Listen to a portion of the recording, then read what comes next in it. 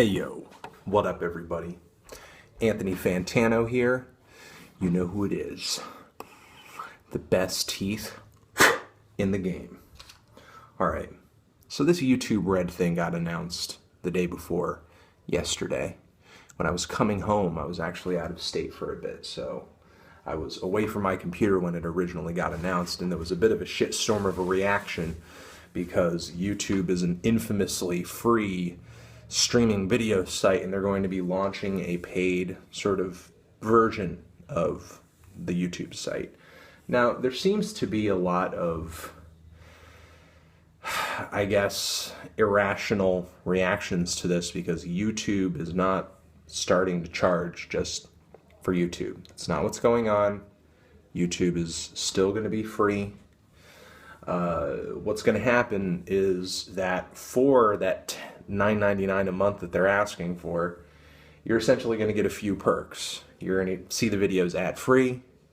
You're going to be able to download videos and sort of watch them offline. And there's another perk that I think I'm forgetting about now as well, but I digress.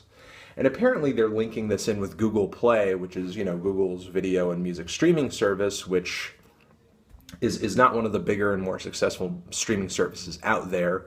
So what Google is doing is kind of doing what they've done before with previous, you know, sort of unsuccessful platforms like Google Plus, for example. You know, you just grab something that's not doing too well and just anchor it to something that you have that is doing well, which time and time again proves to be YouTube. You know, so apparently if you get this subscription, it also gives you a Google Play subscription, or if you have a Google Play subscription, it also gives you this YouTube Red subscription. Just tying it in again.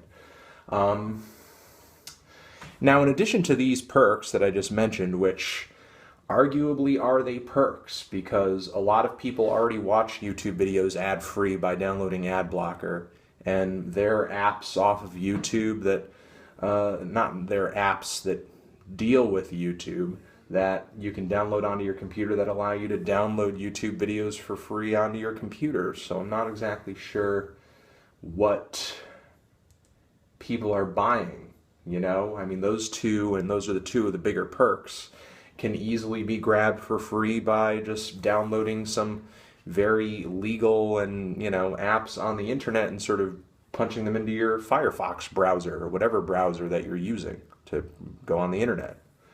And not that I endorse those things, but that's just kind of a fact of life. Those things exist. You know, I don't use the ad blocker because, you know, ads off of YouTube, I mean, that's how I make my living. And, you know, I hope that you at least make the effort to turn off your ad blocker when you're watching this video or my videos. I would really appreciate that. You know, or hit up our support page and pick up some merch if there is some merch available, or, you know, get a classic review or whatever, you know. But I guess the other perks in addition to these is that they're going to be creating some original content that people are going to be able to access through this subscription service. But, you know, it's not going to be with me or anybody sort of in my range of popularity on YouTube, you know, from what I can see so far. You know, they're making videos with PewDiePie and that sort of thing. You know, so if you're not into those YouTubers, I doubt you're going to be, you know, paying $9.99 a month to have access to this platform. And I guess another weird thing about some of these, you know, really huge YouTubers like PewDiePie, and I'm sure he has a mix of fans in his viewer base, because it is so large, you know, about 40 million in size. You know, so many of his fans are so young. You know, they're so young. They're probably not going to have just kind of $9.99 a month laying around, nor do they have a credit card or anything like that. You know, it's probably going to be their parents getting it. I'm sure there are people who watch him who are over the age of 18, because again, his viewer base is so large. But I digress. So, you know, we're going to be getting some original content, and yeah, I mean, I guess you kind of get background play on the service as well. And yeah, I mean, outside of that, I mean, I don't think there are really that many perks. I mean, it just kind of seems like streaming and subscription services are just kind of the way of the future.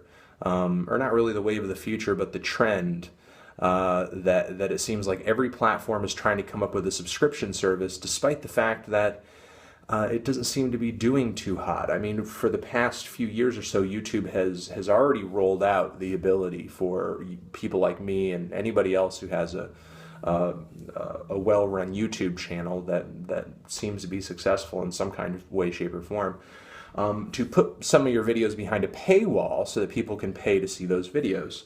Now, I'm not sure exactly how well that's done, how well, those sort of YouTube channels that are making use of that service are doing. But I know that if it were, going really well, you would have more YouTubers engaging in that rather than sort of putting their content behind like a subscription or a paywall on Patreon, which is what a lot of YouTubers are doing. People seem to be gravitating toward Patreon quicker than they are sort of allowing YouTube to put their videos behind a paywall or something like that.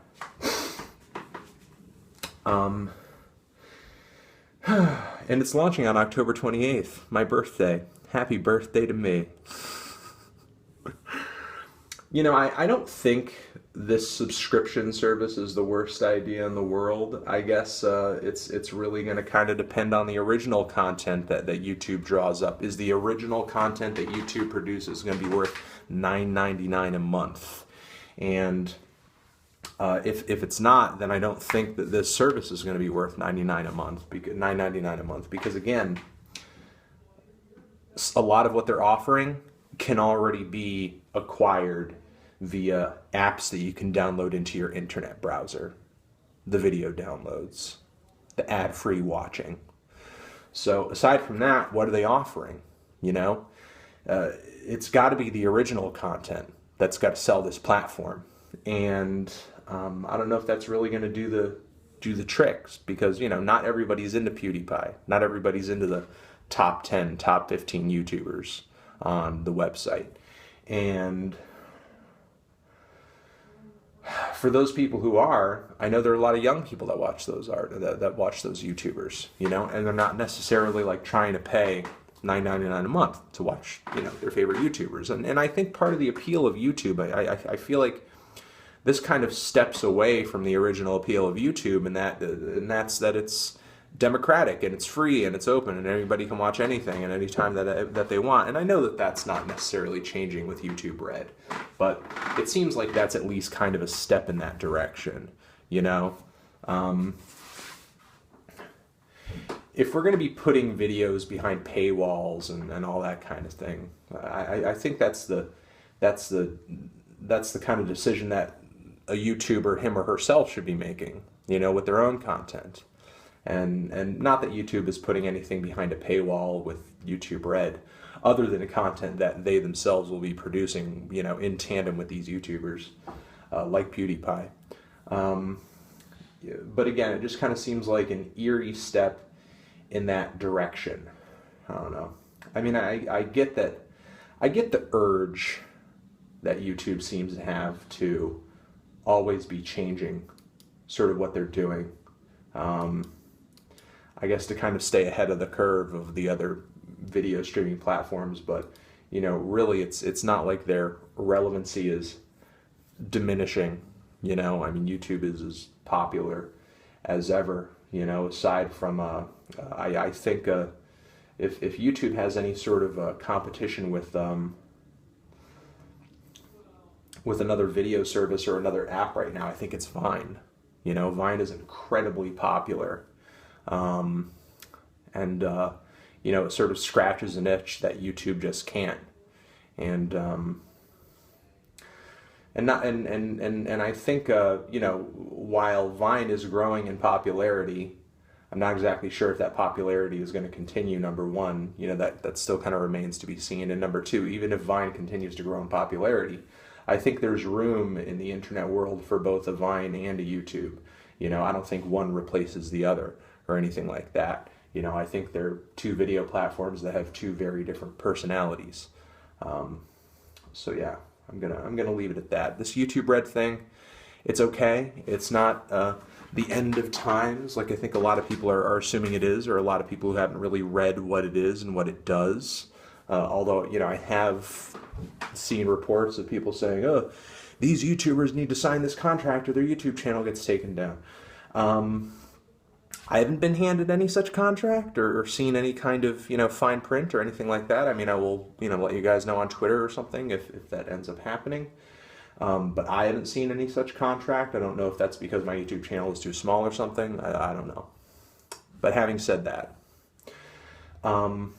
yeah, I don't think it's as bad as some people are making it out to be, but simultaneously, I don't really think it's a good idea. And I think the worst thing that YouTube has done with this YouTube Red thing is how they've marketed it so far, because they allowed the opportunity for disinformation by not explaining what it is properly to everybody, and just kind of allowed tons of people on the internet to sort of run with this narrative that, you're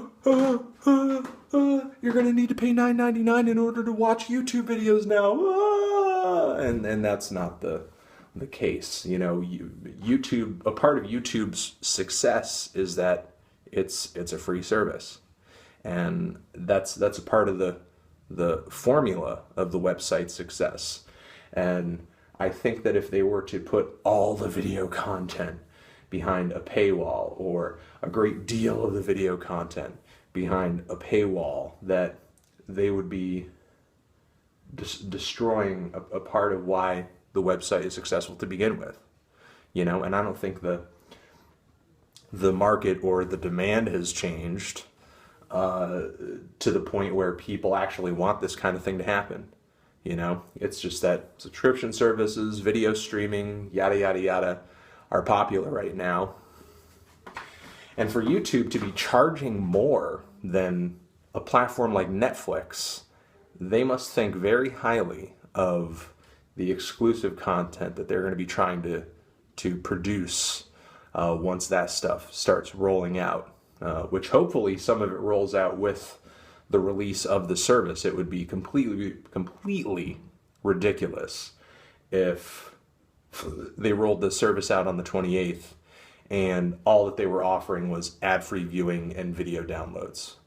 You know, you're going to need some original content, because at this point, it doesn't make sense to, you know,